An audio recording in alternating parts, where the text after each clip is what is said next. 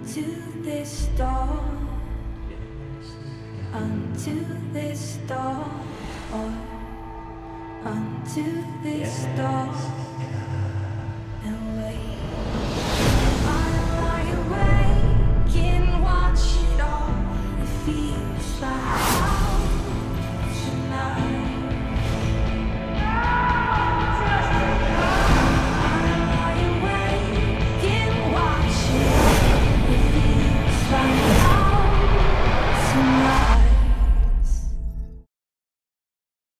Hey YouTubers, it's Charlie. So Jessica Jones teaser finally dropped, announced the release date is going to be November 20th, all the episodes. I'm going to do a breakdown. There's just a couple teasers for the series in this.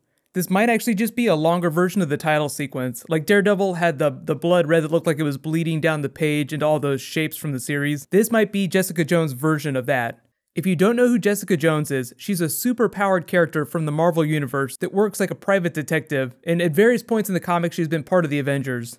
The reason why her story is really interesting is because she actually went to the same high school as Peter Parker. She has super strength, she can fly, but when she first tried to be a superhero, it went completely terribly. And then the villain of this series, played by David Tennant, the Purple Man, started abusing her for years and years. He has psychic abilities, so he exerted his influence over her and just abused her mentally for years and years and years. Season 1 of this series will probably be her recognizing her own self-worth, because she's every bit as powerful as Thor, so why isn't she in the Avengers? Like, you'll learn that in the first episode. A lot of that goes into the way she thinks about herself. But the Birch Street and Higgins Drive signs that you see, that's the intersection where her business is, Alias Investigations. She was created by Brian Michael Bendis. He wanted to write a hard-boiled detective story, so he wrote the main protagonist as this washed-out superhero. Like, she's a complete washout from the Avengers. But the cool thing is that the story in that comic, the initial Alias comic that Bendis wrote, leads up into Civil War. So obviously Captain America Civil War coming next year, so you'll see some Easter eggs for that movie in this series.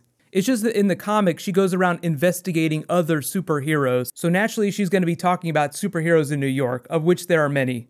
We see the booze, obviously alcoholic as I mentioned, and then as it bleeds to purple, that's just a metaphor for the influence that the Purple Man exerts on her life. Like, he completely colors her perception of the world, and very literally controls her mind.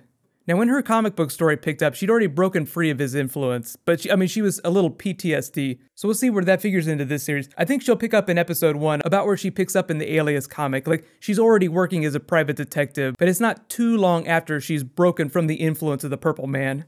The thing about him, though, and I think they're going to tone this down, even though Netflix tends to be a little more hardcore, it's just that the abuse that was implied in the comic book is really bad. I mean, he really abused her, so I think they'll tone that down just a little bit. But throughout her initial run in the comics, he keeps coming back into her life to try and harass and abuse her again, to try and take advantage of her. Remember, like I said, she's just as powerful as Thor, and if you can control someone as powerful as Thor, you could do some really evil things. So that's what the Purple Man is trying to do with her, trying to use her to commit crimes.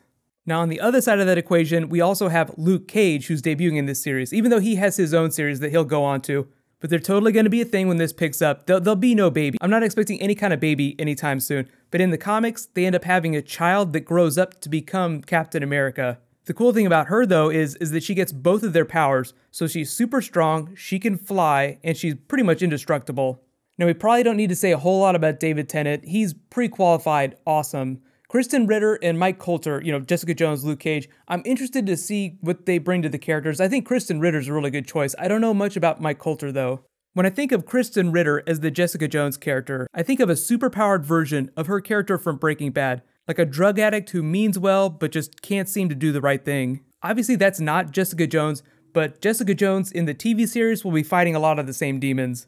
What about Daredevil Crossover? I know everybody's wondering about that. So we do know that Rosario Dawson's going to be on the series. She's going to be like the Night Nurse type character. Although I think technically they said that Night Nurse is a different character because they want to use her in the movies. It's kind of confusing. I'm thinking of Rosario Dawson as Night Nurse no matter what. But because Jessica Jones is investigating other superheroes in and around New York, we'll probably hear about the Devil of Hell's Kitchen, but I don't know if he'll be on screen, like if Daredevil will actually be on screen in Jessica Jones. I think they did say that once characters had debuted in their own series, they would pop up in other people's series. So don't be surprised if you actually do see Matt Murdock. And because Jessica Jones is going to be like this winter, the next series we'll get obviously is going to be Daredevil Season 2. But aside from Daredevil picking up where Jessica Jones leaves off, I don't know how connected season 2 of Daredevil will be to season 1 of Jessica Jones. It'll probably be a lot like the Marvel movies where they loosely reference things in the previous movie just to give you an idea of the timeline. Like, oh, it's been 6 months since we last saw Jessica Jones. For someone with big superpowers like Jessica Jones, she's actually not that huge of a character. Like, she hasn't been quite as popular as the other Avengers or anything like that. So you guys can let me know, like, what are you most excited about for Jessica Jones? I think most people really just want to see Luke Cage kick ass. But remember, Jessica Jones also has superpowers. That's going to be one of the big differences from Daredevil, is it'll be a lot of Daredevil stuff with superpowers. Superpowered villains and superheroes. Just in case you guys haven't seen it, I've already done a couple Jessica Jones videos explaining her history in the comics. You can click here to learn all about that. It just goes a little bit deeper into her comic book origins. And you can click here to learn all about Daredevil Season 2, Punisher, all that awesome stuff. Thank you so much for watching, everybody. Let's high five. I'll see you guys tonight.